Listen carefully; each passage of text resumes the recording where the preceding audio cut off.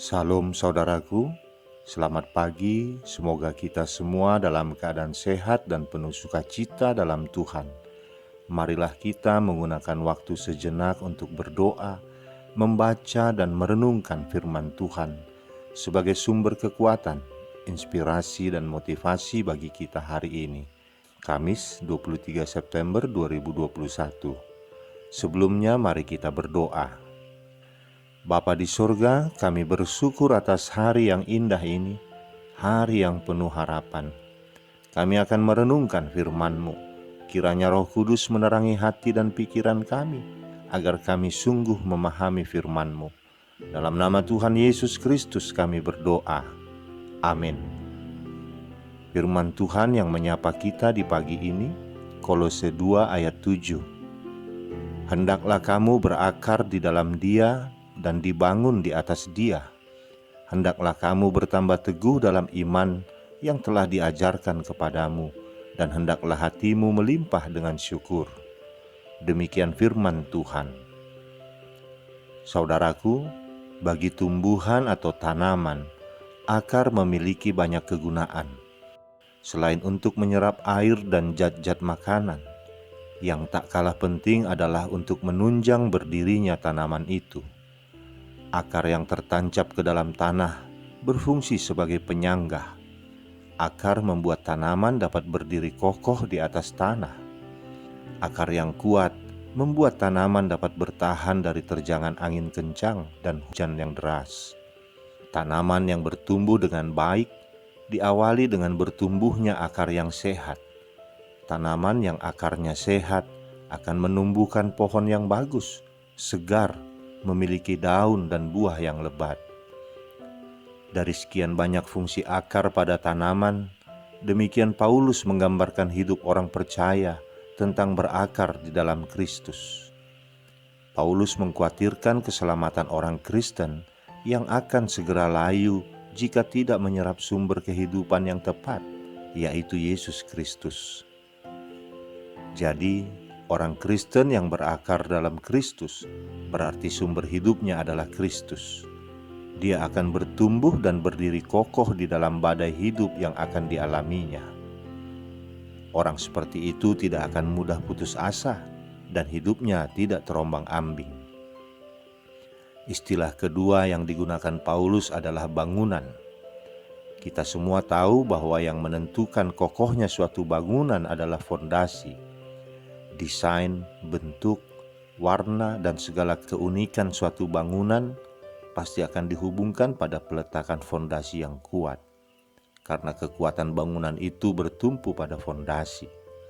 Sama halnya dengan hidup orang percaya, agar tidak goyah dan tenggelam oleh badai masalah yang akan dan sedang dialaminya, maka kita harus berdiri di atas fondasi yang kuat, yaitu di dalam Yesus Kristus.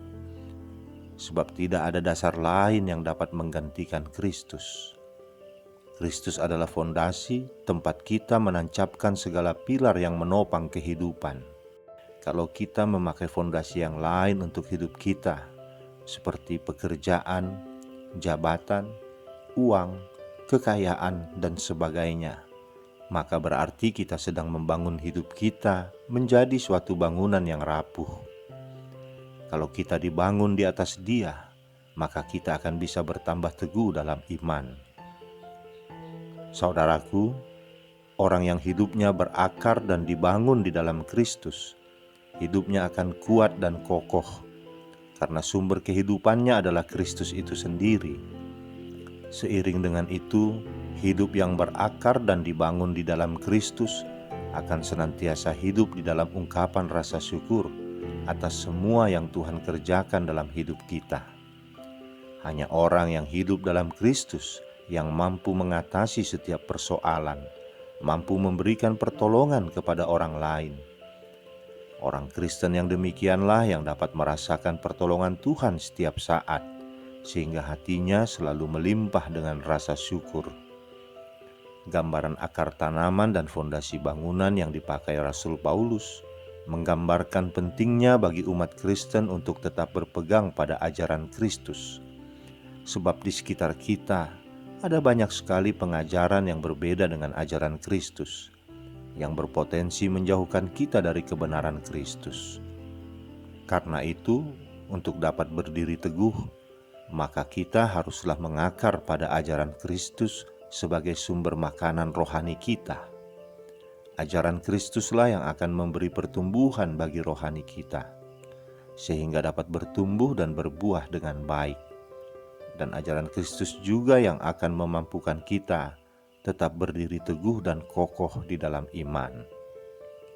Kiranya Tuhan Allah senantiasa menolong dan memberkati kita dalam segala apa yang kita kerjakan untuk kemuliaan bagi Kristus. Amin. Kita berdoa.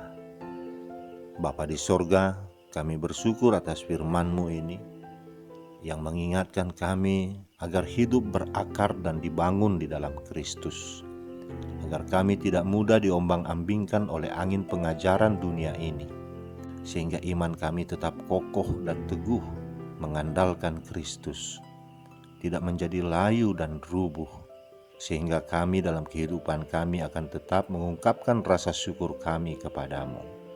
Berilah kami kekuatan Bapa untuk melakukan semua itu. Dalam nama anak-Mu Tuhan Yesus Kristus kami berdoa. Amin. Selamat beraktivitas saudaraku. Tuhan memberkati. Shalom.